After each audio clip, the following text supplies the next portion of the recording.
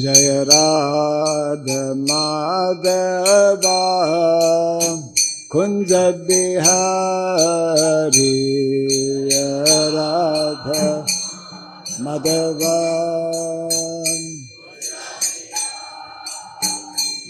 Jaya Radha Madhava Kunja Bihari Radha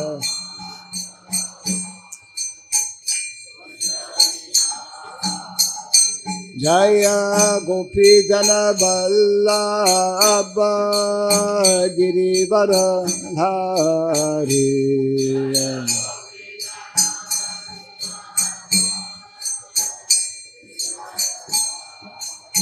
Jaya Gopi Jana Vallabha Girivara Dhari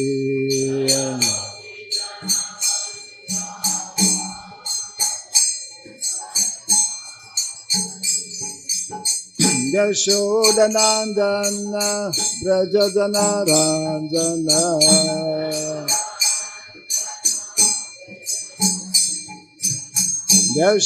Yashodanandana Brajadana Ranjana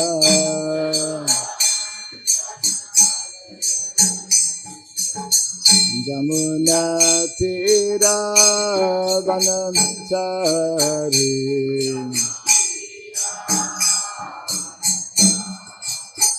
Jamuna Tira Vanamchari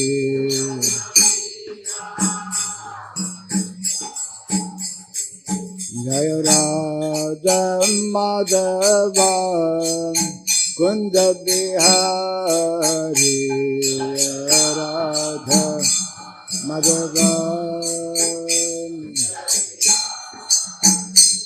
Jaya Radha Madhava Kunja Bihari Radha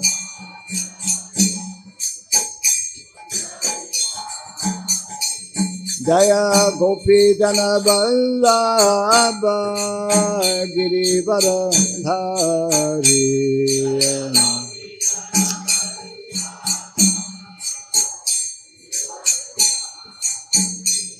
Jaya Gopi Jana Vallabha Girivara Dhari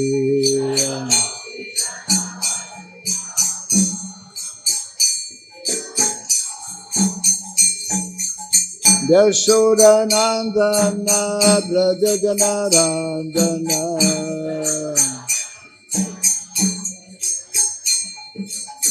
Yashodanandana Brajadana Ranjana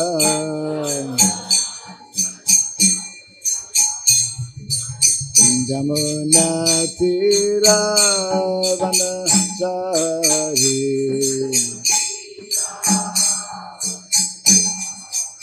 Jamuna Tira Vanachari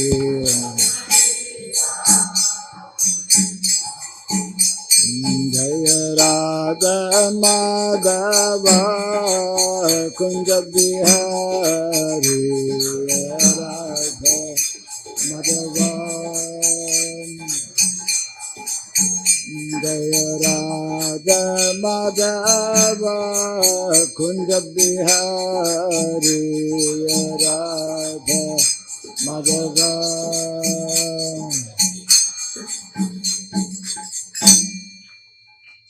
Hare Krishna Hare Krishna Krishna Krishna Hare Hare Hare Rama Hare Rama Rama Rama Hare Hare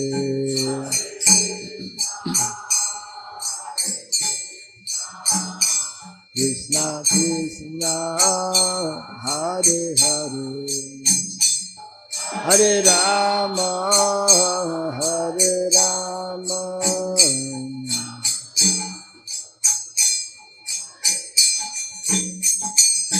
Hare Krishna, Hare Krishna, Krishna Krishna, Hare Hare, Hare Rama, Hare Rama, Rama Rama, Hare Hare.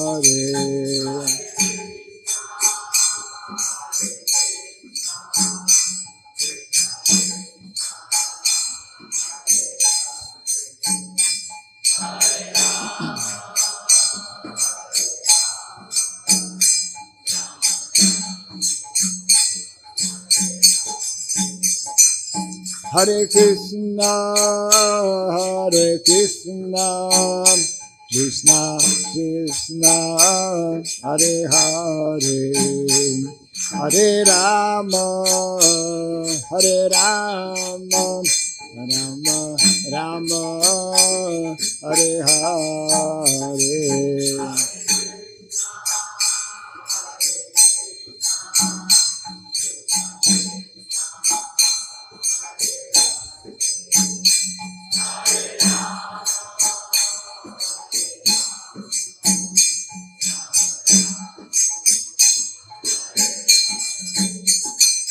Hare Krishna, Hare Krishna, Krishna Krishna, Hare Hare, Hare Rama, Hare Rama, Rama Rama, Hare Hare, Hare Krishna, Hare Krishna.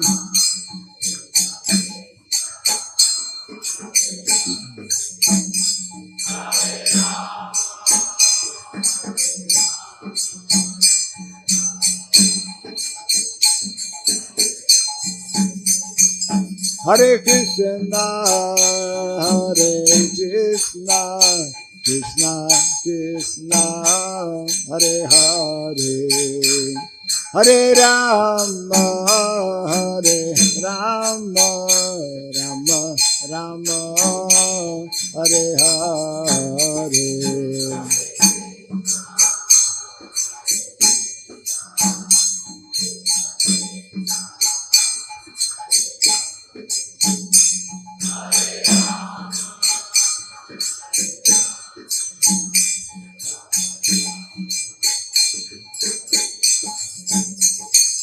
Hare Krishna, Hare Krishna, Krishna Krishna, Hare Hare, Hare Rama, Hare Rama, Rama Rama, Hare Hare.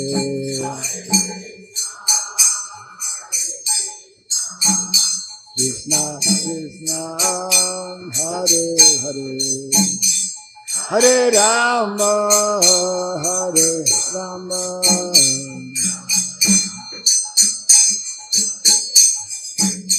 Hare Krishna, Hare Krishna, Krishna Krishna, Hare Hare, Hare Rama, Hare Rama, Rama Rama, Hare Hare.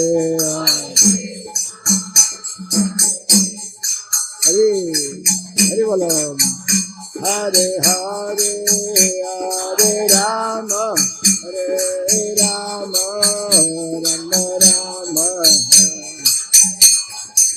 Hare Krishna, Hare Krishna, Krishna Krishna, Hare Hare, Hare Rama, Hare Rama, Rama Rama, Hare Hare.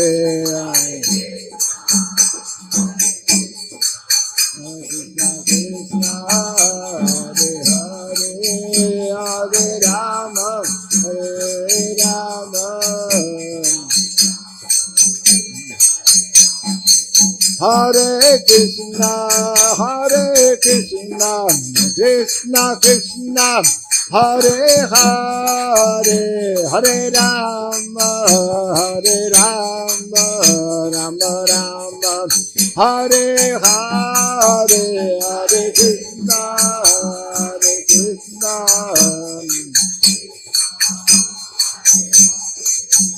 Hare Rama, Hare Rama, Rama Rama, Jaya Radha, Madhava Radha, Madhava Radhe, Radha, Madhava Radha. Jaya Radha, Madhava Radha, Madhava Radhe.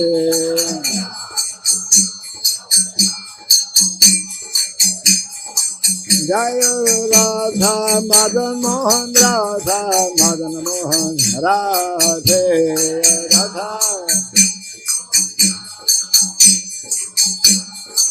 Jaya Prabhupada, Jaya Prabhupada, Prabhupada, Jaya Prabhupada.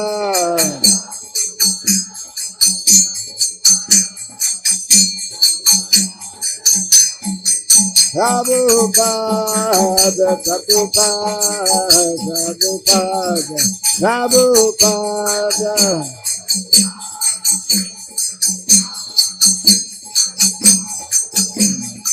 Jaya Jaya Prabhupada, Prabhupada, Prabhupada, Prabhupada.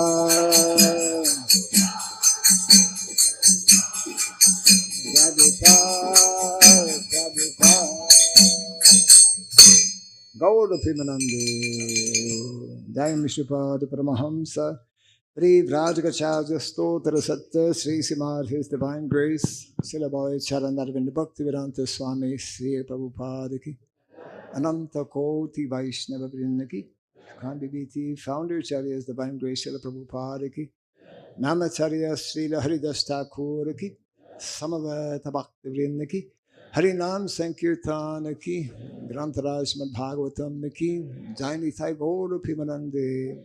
All glories to the assembled devotees, all glories to the assembled devotees, all glories to the assembled devotees, all glories to Sri Guru and to Sri Gauranga, all glories to Srila Prabhupada.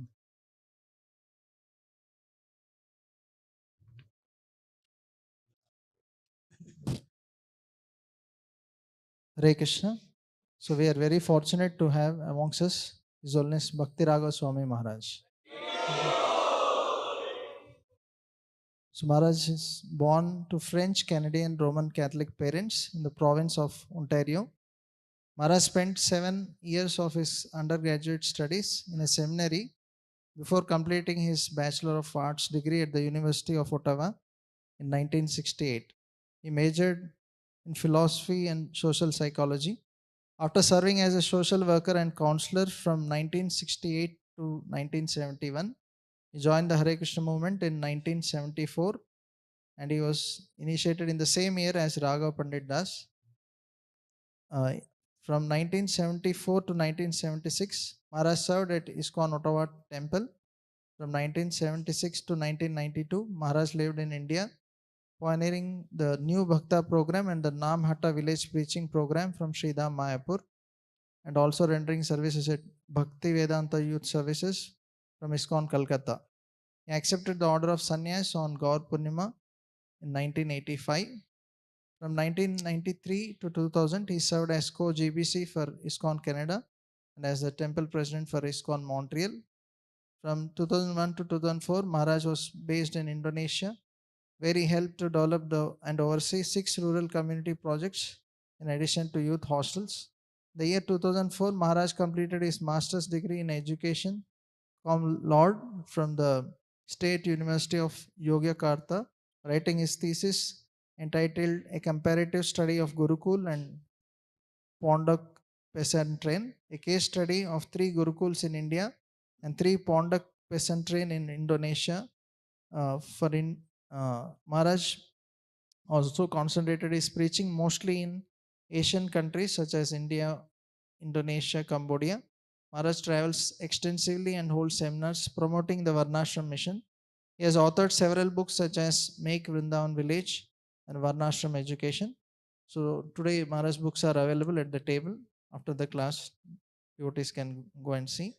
Also in 1984, when some dacoits attacked Sridham Mayapur to steal the deities. So that time Maharaj personally tried to protect the deities. So in that at that time one dacoit threw a bomb and Maharaj lost one of the leg. But still Maharaj so vigorously travels all over the world preaching the message of Lord Chaitanya and Srila Prabhupada. So we are very fortunate to have Maharaj among us. Let us welcome Maharaj by once loudly chanting the Hare Krishna Mahamantra. Hare Krishna, Hare Krishna, Krishna Krishna, Hare Hare, Hare Ram, Hare Ram, Ram Ram, Hare Hare. Thank you, Maharaj.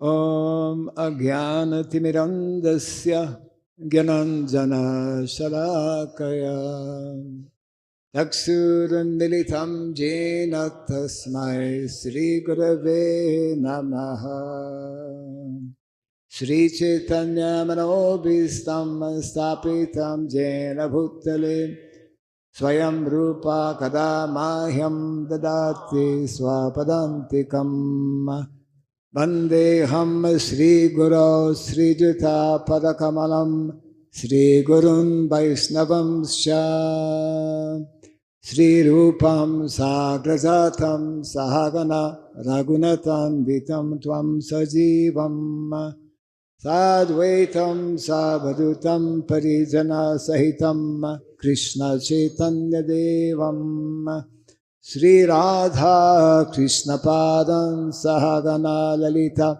Sri Vishakambitam Scha Hare Krishna Karuna Sindhu Dinabandhu Jagatpate Gopesha Gopika Kanta Radha Kanta Namostute Tapta Kanchana Gaurangi Radhe Vrindavaneshwari Vrishabhanu Suti Devi Pranamami Hare Priye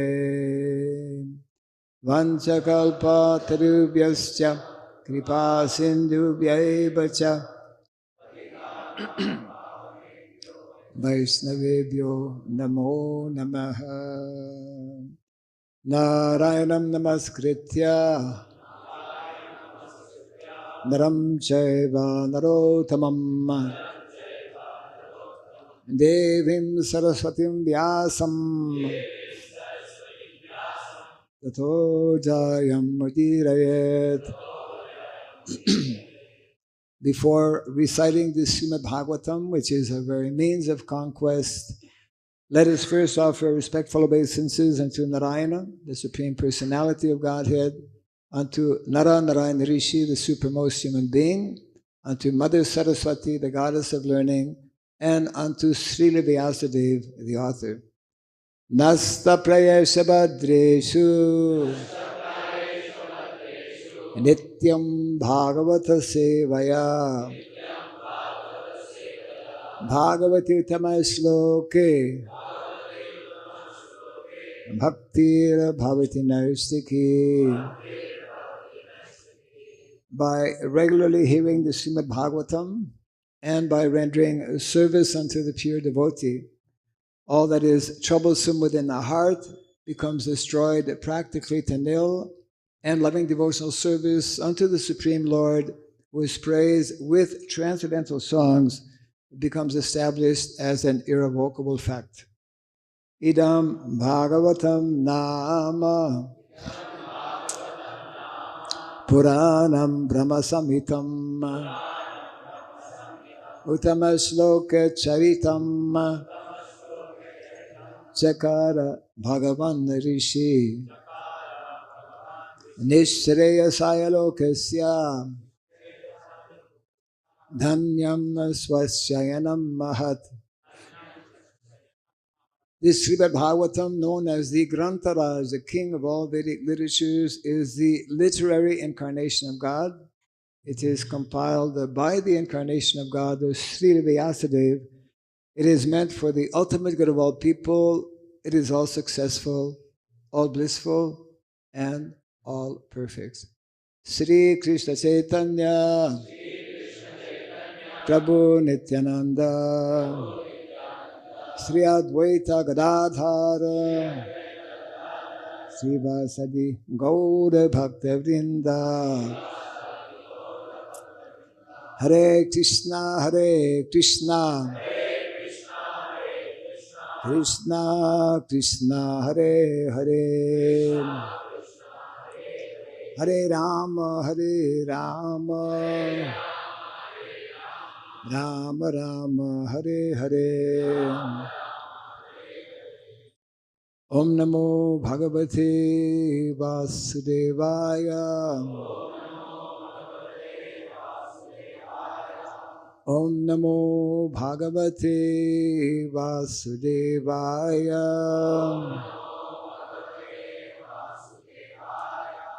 Om Namo Bhagavate Vasudevaya.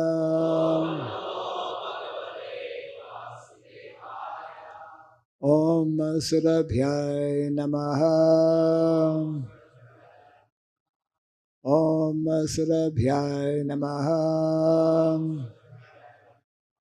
Om Surabhyay Namaha.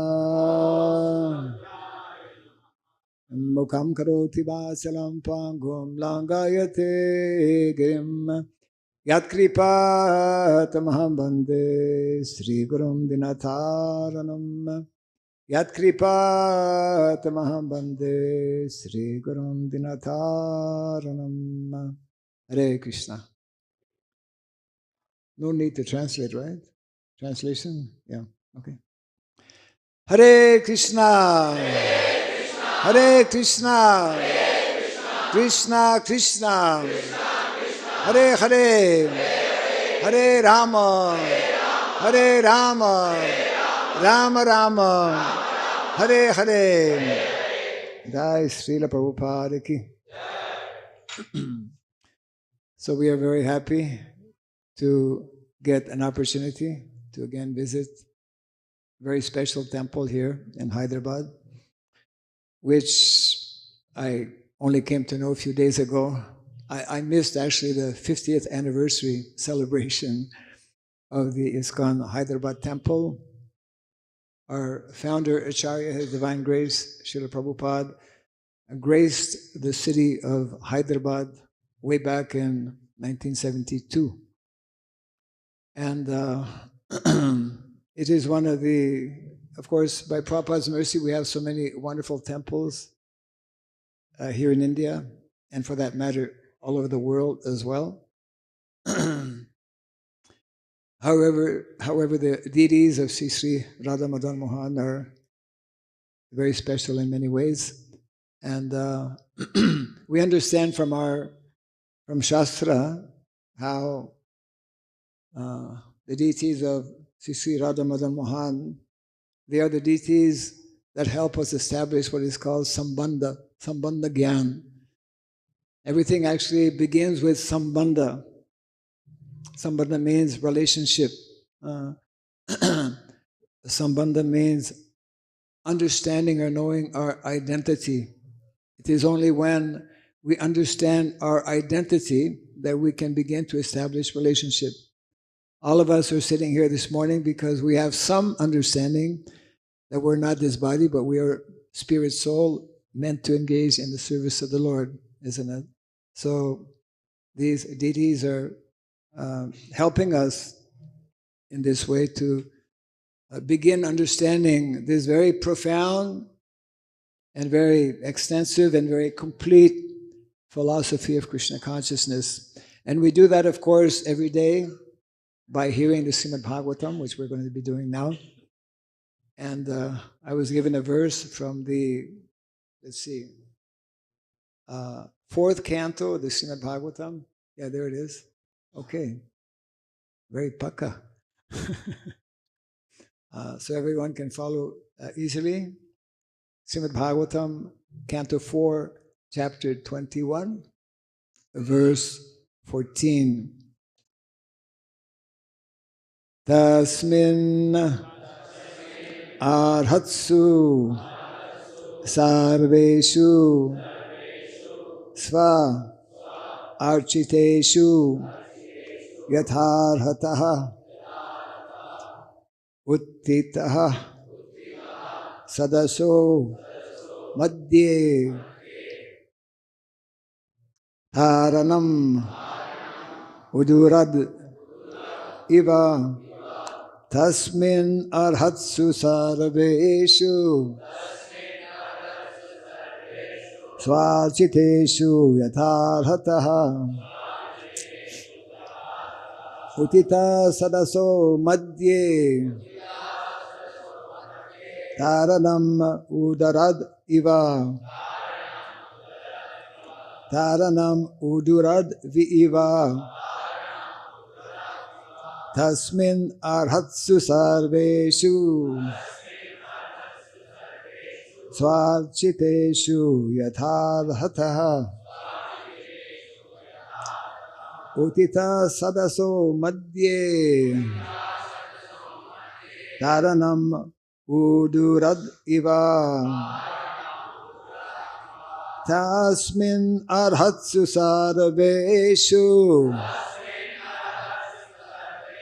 swarchiteshu yatharhataha utita sadaso madhye taranam udurad iva. Because of the time factor, we'll go immediately to the word for word. Actually, we'll go to the translation because time is very short. Translation and purport by His Divine Grace A.C. Bhaktivedanta Swami Srila Prabhupada Ki. Translation. In that great assembly, Maharaj Prithu first of all worshipped all the respectable visitors according to their respective positions.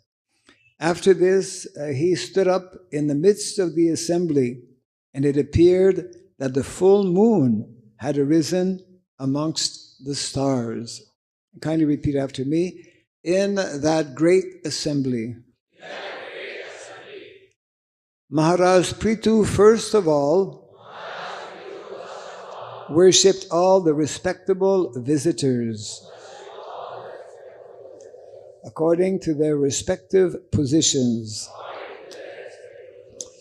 After this, he stood up in the midst of the assembly, and it appeared that the full moon had arisen amongst the stars. Purport. According to the Vedic system, the reception of great exalted personalities as arranged by Prithu Maharaj in that great sacrificial arena is very important. The first procedure in receiving guests is to wash their feet, and it is learned from Vedic literature that one time when Maharaj Yudhisthira performed a Rajasuya Yajna, Krishna took charge of washing the feet of his visitors. Similarly, Maharaj Prithu also arranged for the proper reception of the demigods, the saintly saints, sages, the brahmanas, and the great kings. Translation again. In that great assembly, Maharaj Prithu first of all worshipped all the respectable visitors according to their respective positions. After this, he stood up in the midst of the assembly, and it appeared that the full moon had arisen amongst the stars.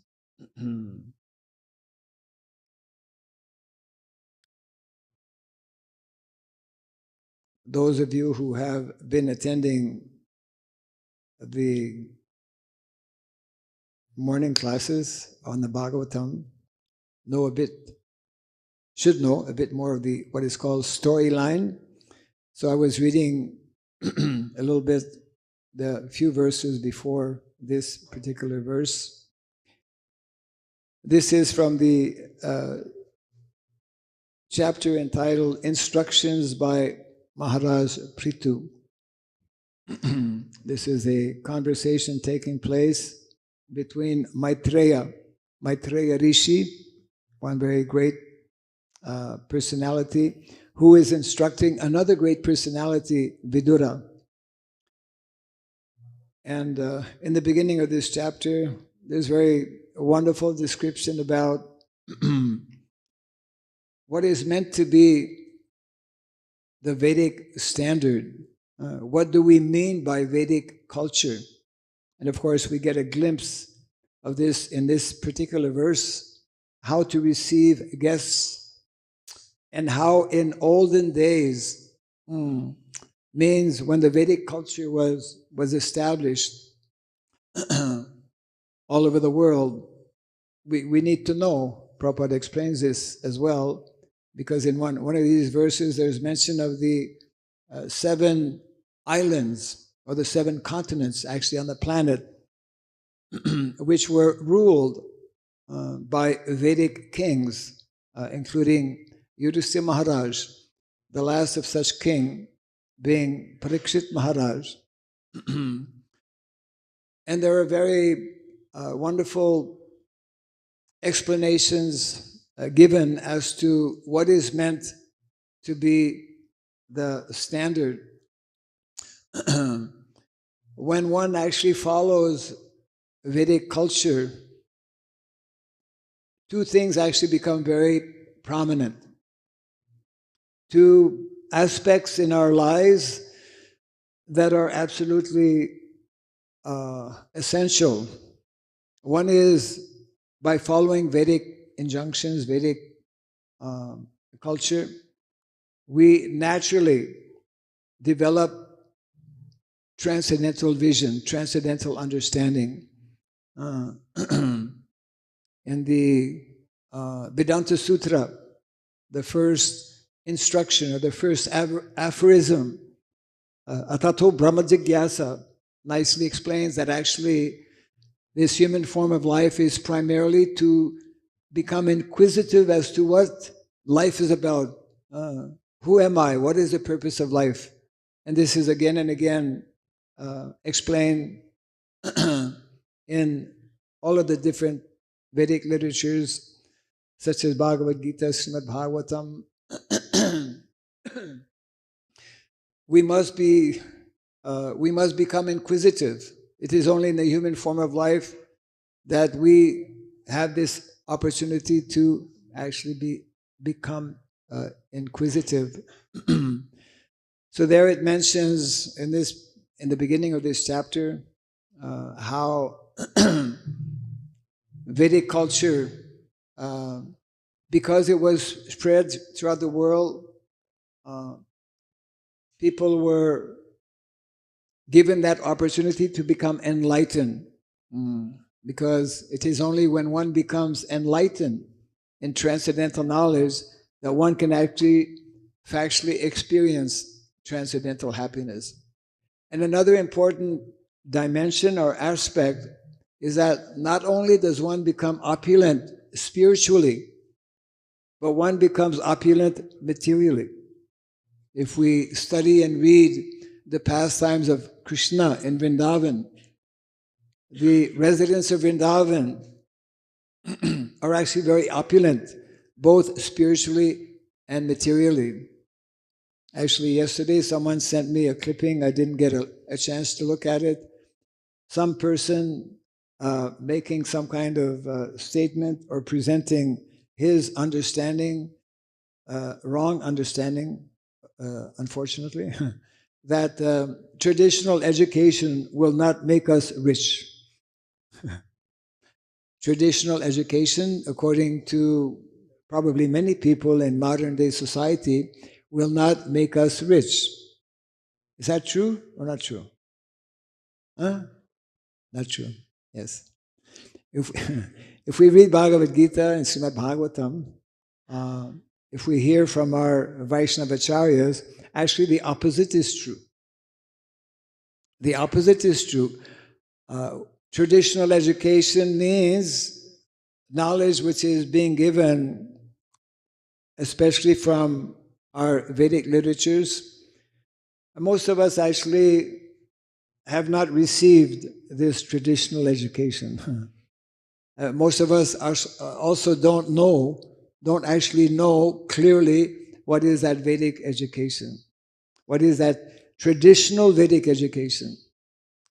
Yesterday I was visiting one of our centers here in Hyderabad,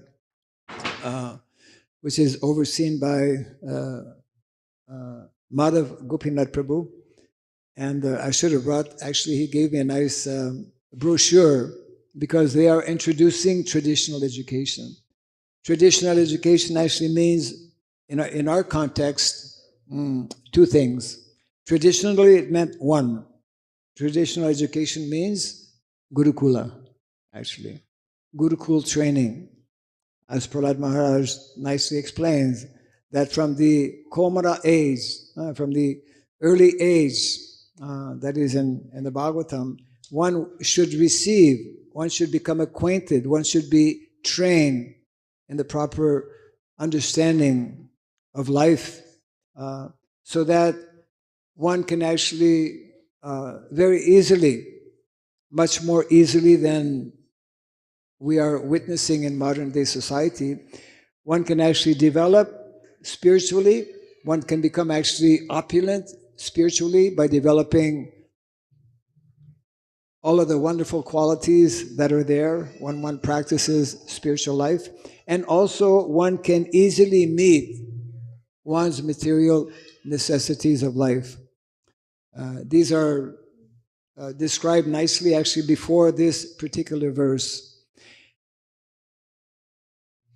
That means it's important for us to understand we could say, dual benefit, the dual purpose and the dual benefit of our Vedic culture.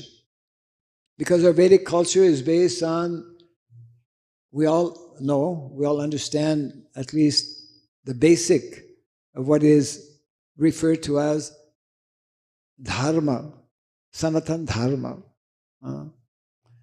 We have two very important verses actually in the Bhagavatam. One is in the first canto and the other one is in the seventh canto, which describe the benefits of properly knowing and understanding. I gave my tissues to somebody. The principles of dharma. The first one is in very well known verse to everyone. Savai pumsam paro dharmo, the param dharma. We must know what is the param dharma. Savai pumsam paro dharmo dato bhakti radhoksaje ahaitukiya pratihata yagatma suprasidati. Make note of this last statement in this verse. Yagatma suprasidati means, Prabhupada explains in the translation of this verse, that by knowing about the param dharma, actually the topmost expression of dharma is found in the practice of bhakti. Unmotivated, unconditional, pure devotional service. If one actually comes to that platform by following the prescribed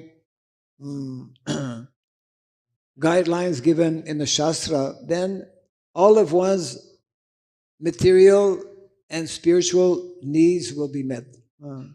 Atma is translated either as physical body or subtle body of the mind or spiritual body. It means all three. And the other verse, which is very similar, which is spoken by Prahlad Maharaj while instructing Yudhishthira Maharaj in the 7th canto, is also conveying the same meaning or the same message. Dharma mulam hi bhagavan sarva vedamayo harihi smritam satvidam rajan yena satma prasidati.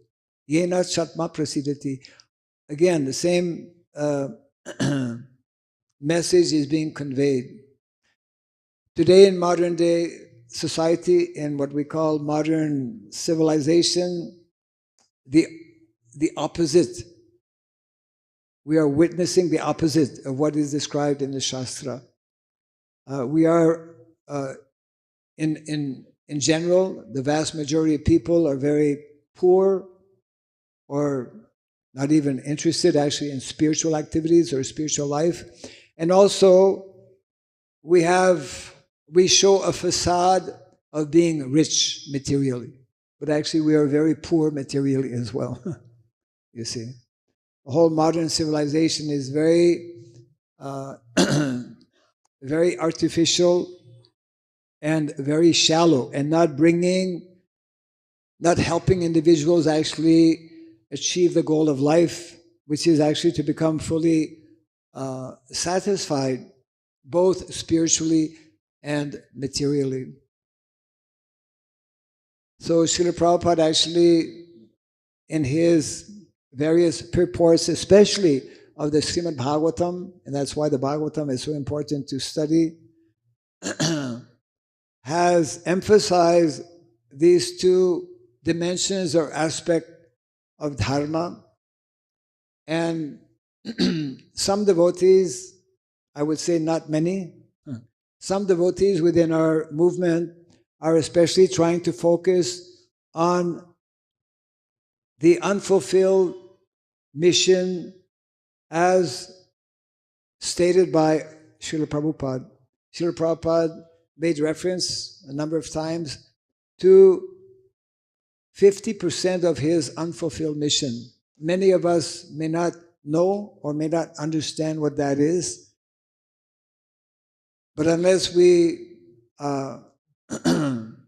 develop at least some interest to know about it, and unless we come to the point of knowing what that actually means, we will not be successful in actually fulfilling the desires of our founder Acharya. 50% is quite substantial, isn't it? If somebody owes you $100 and gives you only 50, you're not going to be happy. You want the 100, right? So the mission of Lord Chaitanya Mahaprabhu, the mission of all of our acharyas,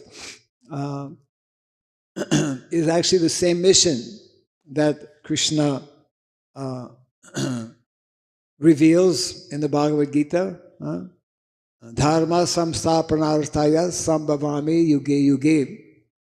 The mission of life actually is to understand what is that mission of the Lord. And our success in life will be according to how we become, we could say, tuned into that mission, and how we successfully carry out the orders of our previous acharyas. We should clearly understand how Prabhupada spoke very, very often and very strongly as well, describing how modern civilization is a very demoniac civilization.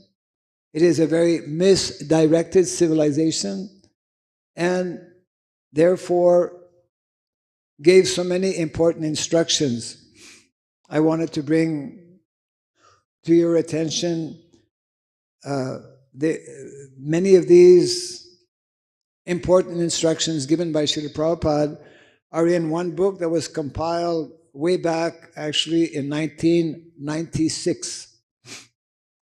Again, many devotees may be less familiar with this. What is important about 1996? Who can say? Those who are not initiated. Those are not initiated devotees. Who can say what is important about, in the context of ISKCON, what is important about 1996? Centennial, yeah, okay. So, yes, our International Society for Krishna Consciousness, we celebrated the 100th anniversary of Prabhupada's appearance, and 10 years before that, 1986, was another important year. Why was that important? Because 1986, what happened in 1486?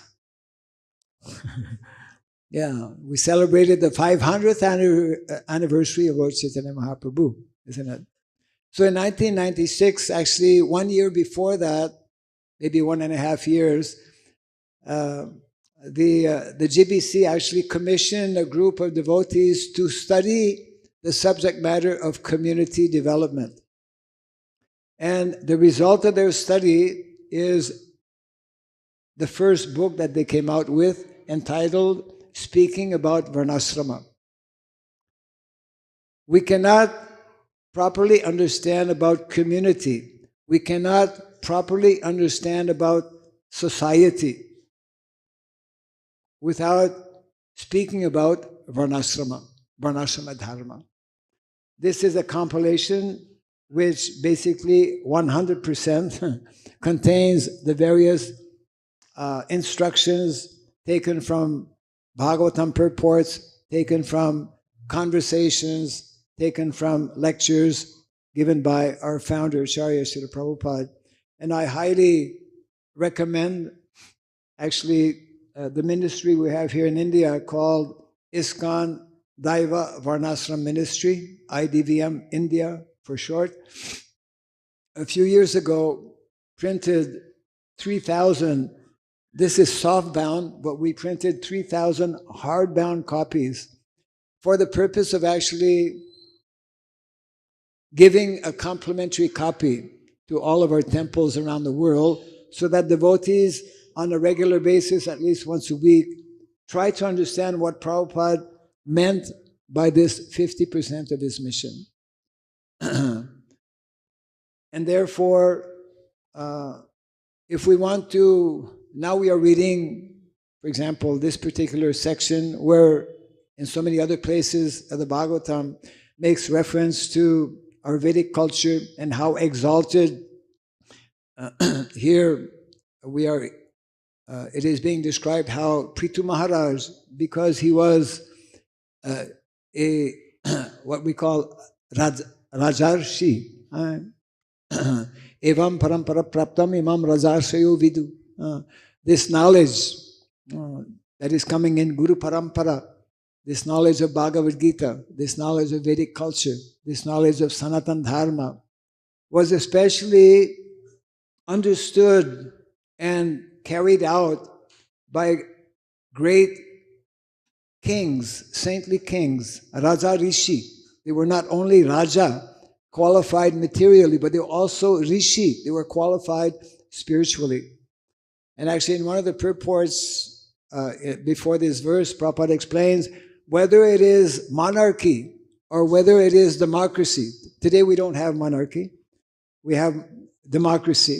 Prabhupada explains, whether it is a king or president of a country, if one follows these instructions given in the Bhagavad Gita and Srimad Bhagavatam, this same Vedic culture can actually be reinstated, reestablished. So all of us have a tremendous duty and responsibility to actually understand. First and foremost, we need to understand what our acharyas are telling us. We need to understand, because they are giving very concrete, very specific instructions how to go about reestablishing Vedic culture. And there are three, I would say, basic components for that to actually happen. And a lot of it is based on two very essential factors that are, I would say, very unique to Vedic culture. And that is training and education. Training and education. Prabhupada would often remind us, our Krishna consciousness movement is not simply a spiritual movement. It is an educational movement. And Prabhupada went further on to state that every single temple that we have, every single project or community that we have, should have immediately, Prabhupada mentioned 45 plus years ago, every single temple should have a Varnashram college, or actually should be a Varnashram college, where we train our devotees, where we train our congregational members, not only in the spiritual swadharma aspect of what is called Sanatan Dharma. Sanatan Dharma is not limited. It's very important to understand. And this can only be properly, clearly understood by those who are actually brahmanas. There are two levels of dharma which many of us are less familiar with, but that are explained by our acharyas, including our founder, Acharya Srila Prabhupada. And they are known as spiritual swadharma, the awakening of the jiva, the spirit soul, and our relationship, spiritual, transcendental relationship with the Lord. And the second level of dharma, not to be minimized and not to be forgotten, is referred to as material swadharma. Material swadharma refers to prescribed duties that are mentioned in the Shastra. Krishna speaks about prescribed duties. Actually, we don't know, most of us, even as devotees, we don't understand what is prescribed duties. We don't understand about prescribed duties because we're lacking, to a large extent, and in many ways, I suppose we can't be blamed because most of us, of course, I should be careful here because in India, many actually have this kind of training and upbringing, or many come from village. Because actually, Vedic culture is very intimately and closely connected with village life. This also we are not understanding properly. Every single ISKCON temple should actually have a department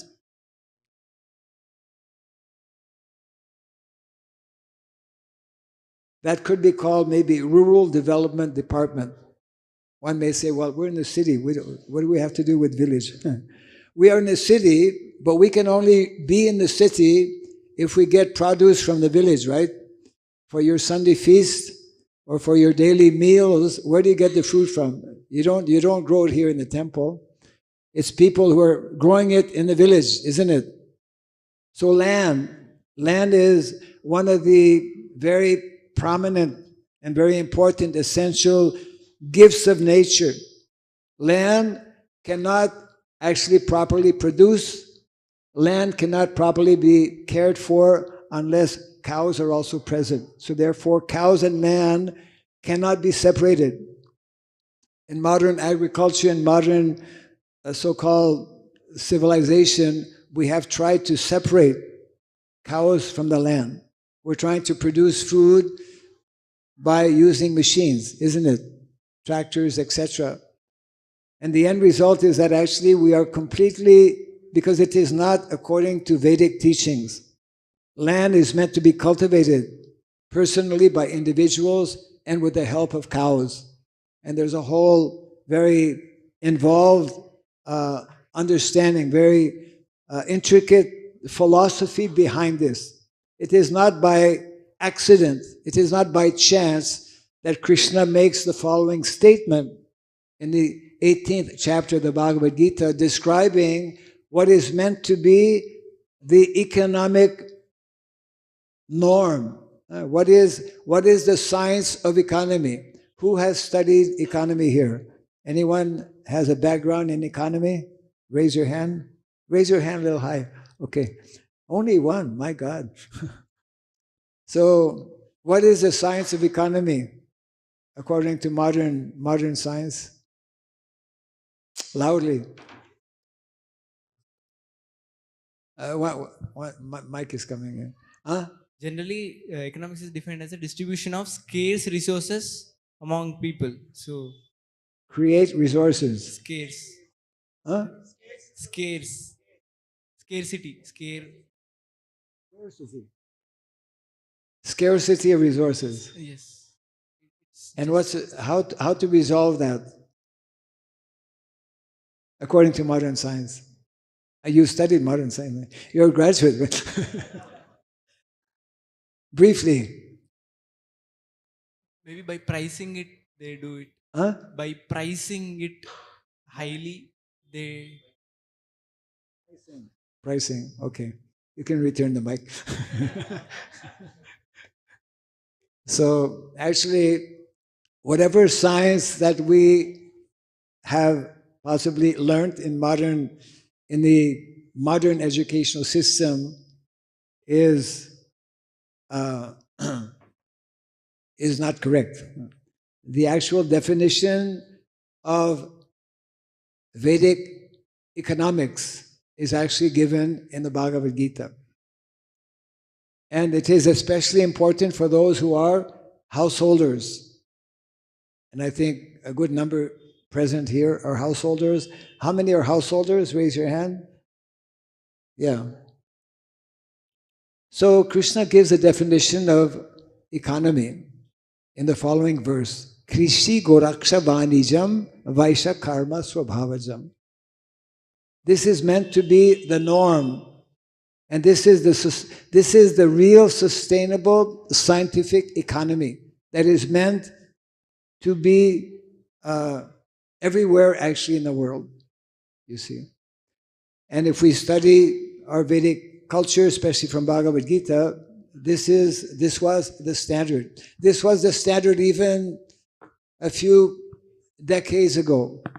It was especially the standard, we could say, before the age of, we call industrialization, which means more or less corresponds to when the British came to India.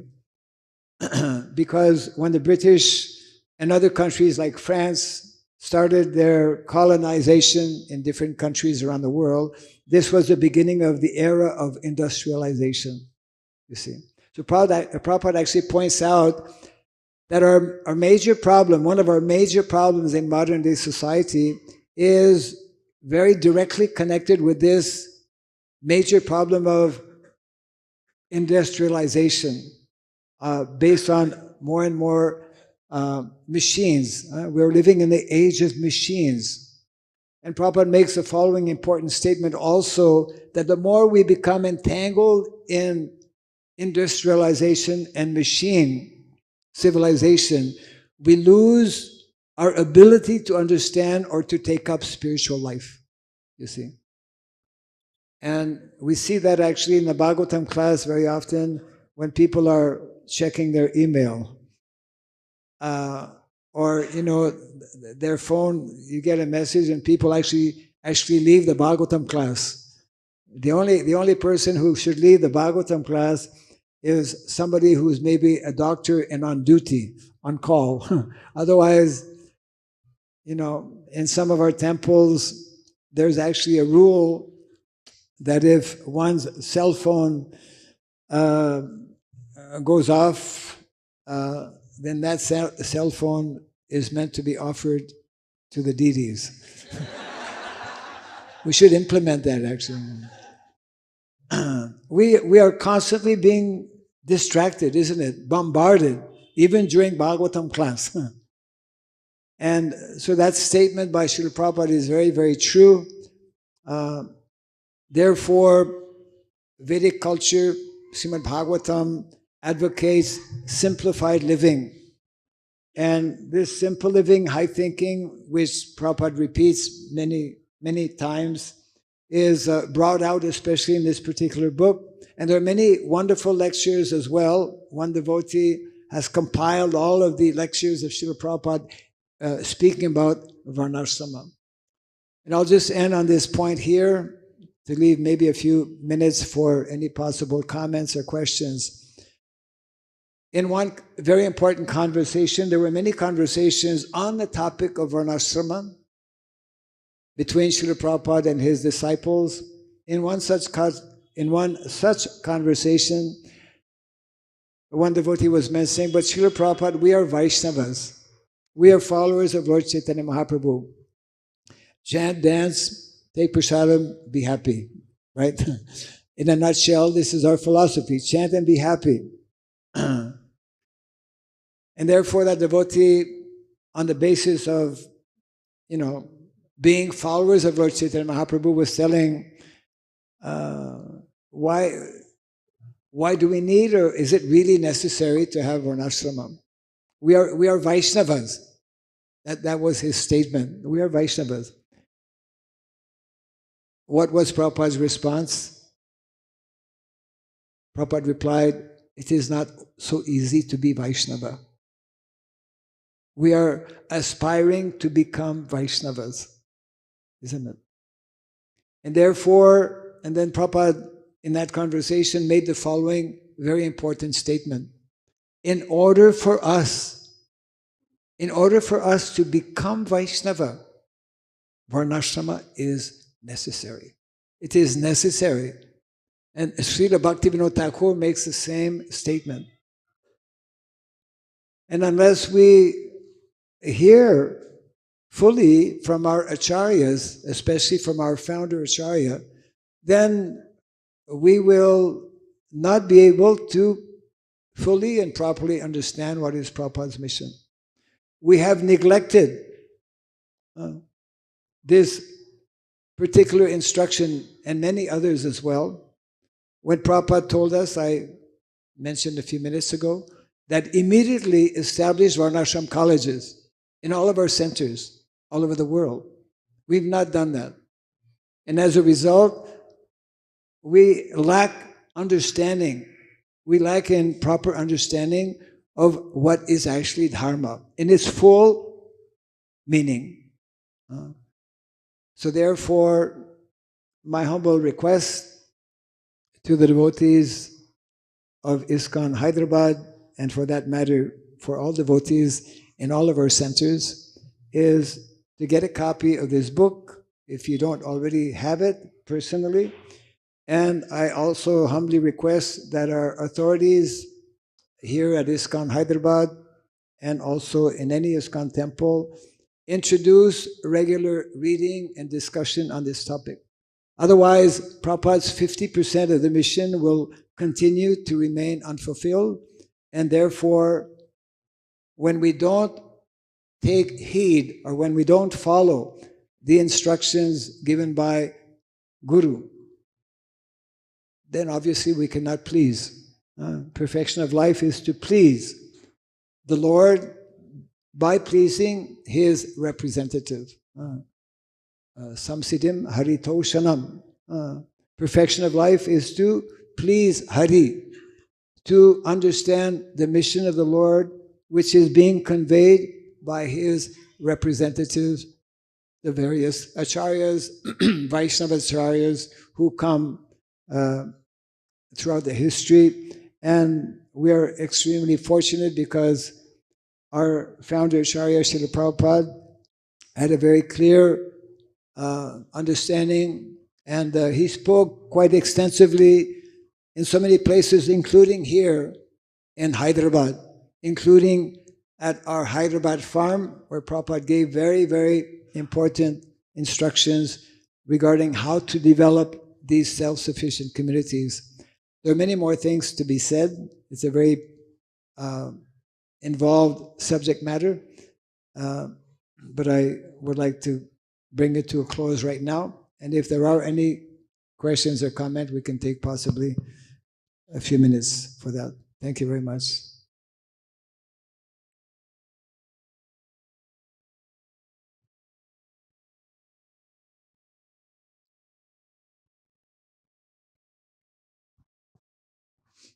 Hare Krishna, Prabhu. Please accept my humble obeisances. Hare Krishna. Prabhuji, as we see today, almost everyone is deeply rooted with the ideology of capitalism. So in this society, where almost everyone is indulged in this ideology of capitalism and is working for that, how do we escape this ideology and start going towards Varnashram? Even if it is not possible completely, then is it possible that we can follow it however much is possible by us? Thank you. Hare Krishna. Hare Krishna. If I understand your question properly, how do we, because we're caught up in this modern lifestyle which is based on capitalism, how do we go away from capitalism and come closer to Vedic culture or Varnashrama culture? That's your question, more or less? Yeah. basic Okay. this thing. That's all.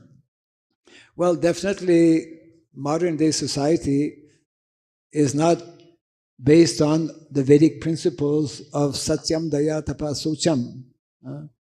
The 4 pillars of Dharma are found in the Bhagavatam, in the 7th canto, as given by Narada Muni, when describing the 30 qualities for human beings.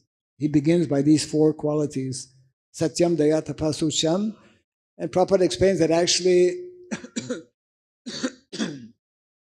so many people in modern day society are addicted, isn't it, to these 4 sinful activities without even knowing that they are sinful activities: meat eating, gambling, intoxication, and illicit sex life. Spiritual life means to begin understanding that these are sinful activities. And therefore, the more we have individuals who take up, who begin this cultivation of this knowledge, then, as Prabhupada also mentioned, I was referring to the statement given by Srila Prabhupada, regardless of the kind of system that is existing in terms of governance. Right? Today we have democracy, which is, of course, promoting capitalism. But if those, even within a democratic system, if a president or prime minister of a country is Krishna conscious, then he will only enact policies and legislation based on Shastra. This is actually a very basic component of Vedic culture. The king or the ruler, whether it's a king, whether it's a president or prime minister, if he has Vedic knowledge, then he will only pass legislation in keeping with the instructions of Brahmanas. That's the Vedic culture, isn't it? The kings, although they are very powerful, they are very submissive to the Brahmanas. They follow because they also have been trained in Gurukula.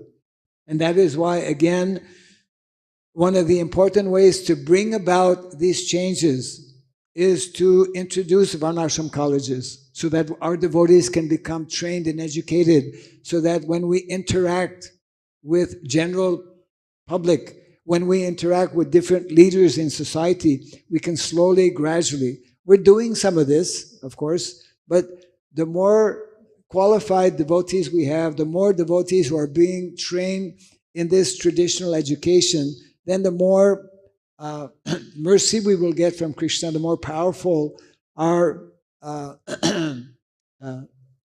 more powerful we will be in actually bringing about the necessary changes. So 3 things actually are necessary and can be taken up. I was mentioning a little earlier that in all of our ISKCON temples, we should have a department that is geared to rural development. Why? Because number 1, we should establish the Varnashram College. You already have all the facilities here to do that. Number 2, we should be promoting and establishing Gurukula, but we generally require qualified individuals for that. And number 3, something that can be started immediately. One of our long-term goals, it can be even short-term, is to interact with people still living in the villages before they all leave the villages. Because for the last so many decades, we have witnessed this exodus, isn't it? People leaving the villages. How many of you are from village here? Raise your hand. Village background? Yeah. So this is a major problem actually all over the world, especially here in India. And there's a need for us as devotees to go in the villages, to understand what is taking place, because our villages are being threatened very badly, very severely. Our villages are in a very critical condition. Those who are living in the villages, the cows in the villages are being exploited in so many different ways, and it's a very critical condition. So by ourselves individually and collectively, let's say as a community or as a temple here in Hyderabad, there are many things that can be done by following these three very simple things. Maybe not so simple in the sense that they are major, establishing Varnashram colleges. A Varnashram college can easily be established even if there's one devotee who is actually a qualified Brahmana. Varnashram college means one individual who has some Vedic knowledge about whatever. There's so many different branches, isn't it? Whatever branch of knowledge one may know, he can begin to teach that. Immediately, Varnashram college is started. And then the more individuals who are there, who have mastered and learned different aspects of our Vedic culture, they can gradually introduce that. Already so many things like Vedic cooking is there, but there's so many other aspects that form the entire spectrum of what is called Varnashrama Dharma, the four Varnas, Brahmana, Kshatriya, Vaishya, and Shudra. So if these things are done, it can help us to bring about the changes that are needed and that are advocated actually in the Srimad Bhagavatam, and that Srila Prabhupada very much wanted us to do as well. Yeah. Any other? Yeah. Microphone there. Thank you for the nice class, nice lecture, Swamiji.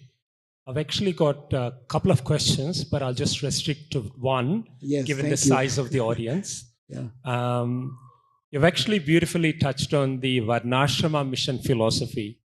It's extremely shocking to know that it's Srila Prabhupada's 50% of the mission is still yet to be fulfilled. I was just wondering, as an individual, as an aspiring devotee, keeping the institution aside, what steps I could actually take probably to assist Srila Prabhupada's 50% of unfulfilled mission as an individual. Yes. Okay. Thank you for the question. The question is, what can I as an individual do to help fulfill this 50% of Srila Prabhupada's unfulfilled mission? And Prabhu was mentioning how it is shocking to even hear or to know, because still many devotees are not quite aware of this. Individuals can best begin to help this 50% becoming fulfilled by becoming more acquainted with the instructions given by Srila Prabhupada. This is one, I would say, very basic and a good beginning also. And again, by reading this particular book, by reading also these 5 chapters. Actually, many of our devotees, especially householders, have not yet understood the importance of the 5 chapters spoken by, or rather, where Narada Muni speaks about Varnashrama Dharma. That's in the 7th canto, chapter 11 to 15. There's another important book called Gita Nagari that's in the folio that makes reference to Varnashrama Dharma. So this is, of course, a very general instruction. Individually in our home, wherever we are, we can also, in our, if we have an altar, we can, in our altar area or on the altar itself, we can keep either photo of cows. We can begin, because Varnashrama, the basis of Varnashrama, basis of Vedic culture is very much connected with mother cow. And that also is like a whole other major subject matter, which even in one class, we cannot fully cover. Becoming conscious and becoming involved in possibly helping, because mother cow is being very badly and severely exploited in modern day society, and most of us don't even think about it because we're disconnected. We're disconnected with the land, with the soil. We're disconnected with the cows. We're disconnected also with what should be a daily practice in terms of studying not only we should read Prabhupada's books, we should study these books. And we should come to the point of actually, when we properly study these books, we should endeavor to live the philosophy of the books, isn't it? So we can begin to do that even regardless of where we may be living, by hearing, by, for example, connecting with a local a goshala, by connecting with mother cow, by starting to grow. For example, even you have one pot on your balcony. You might be living on the 20th floor of a high-rise apartment, which is nowadays very much the situation for many people. But you always have a small balcony where you can at least grow, something. Either grow flowers that you can offer to your deities or to the photos on your altar. Where I'm living, actually, living means when I came to Hyderabad, I'm staying in one of our devotees' home, and on his rooftop, he actually grows some vegetables. So, things that every day we are meant to offer to the Lord, whether it's flowers or vegetables, on a small scale, we can begin to do that. This will immediately begin to change our consciousness and help us to become closer to, because actually the vast majority of us, myself included, we eat food that we should not be eating. We eat unknown food. We don't know where this food is coming from. We don't know what is contained in that food. And most of the food today is actually, if you analyze, poison. Why is it poison? Because it's not grown by devotees, number one.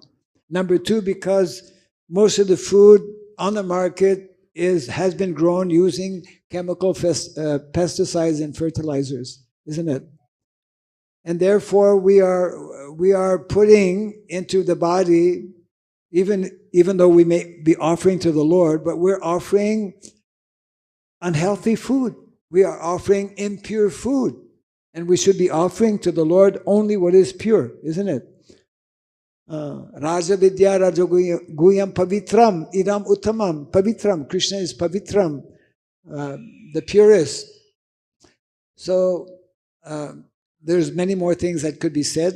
Again, if we take the time to read these particular sections where this topic is dealt with, spoken about by Srila Prabhupada, then, and if we chant the holy name and engage in devotional activities, our consciousness will become more purified and Krishna will help us. Krishna within the heart of all living entities, when he sees that one is eager to know, eager to understand, Krishna, dadami buddhi yogam tam yenamam upayanti te, Krishna will give us the proper understanding, the proper intelligence, how we can become more and more Krishna conscious, and this whole dimension of Varnashrama is very much part of Krishna consciousness because it is Krishna's creation. Krishna has given us this system. Krishna has given us this lifestyle. Krishna has given us these natural gifts of nature, beginning with cows, land, and this knowledge of Srimad Bhagavatam, Bhagavad Gita. I think our time is over. Thank you for being present here this morning, and all glories to Srila Prabhupada. Jai Grantaraj Srimad Bhagavatam ki, Jai Samasta Gaur Bhakti Vrinda ki, Jai Nitai Gaur Pimanandi. Some of these books are available. Hare Krishna. Where? At the book stall, I think some books are available there. So if anybody wishes to take book now immediately, you can take the book and come. Maharaj will personally sign the book and give the blessing. We'll be here another 7 minutes only. So devotees can get quickly. Yes.